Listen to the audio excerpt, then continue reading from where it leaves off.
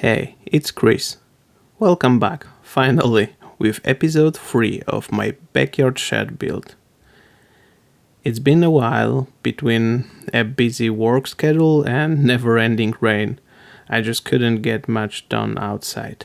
But we are back on track now, so let's jump in with a quick recap of what's happened so far. Removed the grass, laid concrete tiles, filled the gaps with small stones, pressure washed the wall, painted the base section, measured shed dimensions, cut some leftover wood, and even assembled a pair of trestles for painting as a side project.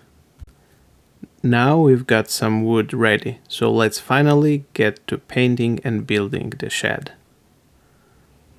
Since the weather is still a bit wet, I've moved my painting station into the garage. Before painting, I'm giving each piece a quick brush off to remove any dust, spider nets or debris. I'm using Flügger paint, which has really impressive coverage. Just look how well it coats with a single layer. And just like that, it's done. Now we let it dry properly. Not bad for one pass, right? Let me know in the comments if you got your own go-to paint brand. I'm always open to good recommendations.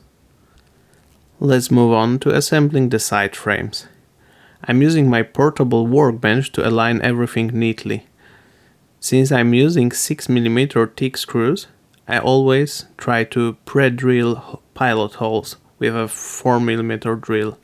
That helps avoid wood cracking, especially when the screws don't have that little drill tip. And sure, I could use 2 drills to save time switching bits, but this one is my favorite, so I will stick with it. Here you can also see what I mentioned in an earlier episode. Because I'm using leftover wood, not all pieces are the same thickness. I'm aligning everything to one side using clamps and it's working out fine. For the anti-rot bottom piece, also mentioned in previous episode, I had to improvise a little due to a lack of long clamps. Do you know this trick? It's a bit wobbly, but still super useful when you are out of longer ones. Okay, first test fit. And instantly I realized something was off. Can you spot it? Pause the video now and drop your guess in the comments. Turns out I mixed up 2 horizontal pieces, one meant for the larger front pole and I use it on the smaller one. That would make the shed way too shallow. To fix it, I will skip trimming the long one and just switch the horizontal beams. This particular connection is so wide that even my 120mm screws are too short. Rather than countersinking them deeper, I'm just going with angled assembly. The stress here won't be too much anyway. And we are done for the day. 2 side panels built.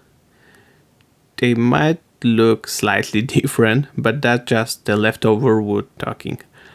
External dimension match, and that's what really counts. The goal for this shed is to store some of my bulkier gear, like small scaffolding and other gardening tools which are not fragile to freezing temperatures. These side panels aren't fixed yet, so I will lay them flat for now to stay on the safe side. Thanks so much for watching. Got questions? Drop them in the comments. And if you are enjoying this DIY series, don't forget to like, subscribe, and stay tuned for the next episode. I promise it will be sooner than later. See you next time!